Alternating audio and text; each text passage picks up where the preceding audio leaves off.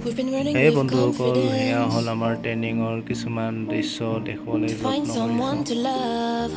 ট্ৰেইনিঙৰ প্ৰথম জোচ আৰু আমি ৰাতিপুৱা সোনকালে উঠি মাছ পিটি আদিকে কৰি থকা অৱস্থাত এই ভিডিঅ'টো আপোনালোকৰ বাবে মটিভেশ্যনেল হ'বলৈ গৈ আছে, কিয়নো যিসকলে এই অসম পুলিচৰ যোগদান কৰিবলৈ বহুত দিন ধৰি হেঁপাহ যজা চলাই আছে আৰু অসম আৰক্ষীত যোগদান কৰিবলৈ বহুত দিনৰ পৰা হেঁপাহ পালি আছে, তেখেতসকলৰ বাবে বহুতে এয়া আমাৰ সকলোৰে প্ৰিয় গুৰুজী তথা আমাৰ ফেভাৰেট গুৰুজী কাচন শুনি আমি প্ৰেড কৰি থকা সময়ত এইটো চাওক, মই লাষ্টত আছোঁ আৰু মোৰ লগতে আছে এজন, চাই যাব, মজাকে প্ৰেড মাৰি আছিলোঁ আৰু গুৰুজীজনৰ এতিয়াও বহুত মিছ কৰোঁ।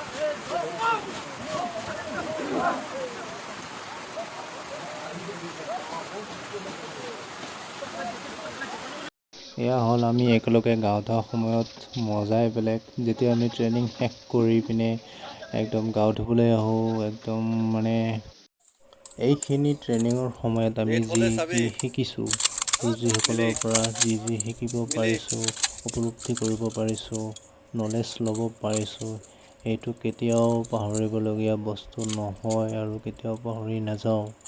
আৰু সদায় মনত এটা ভাৱ হয় যে আকৌ যদি আমি সেই ট্ৰেইনিঙলৈ গুচি যাব পাৰিলোহেঁতেন।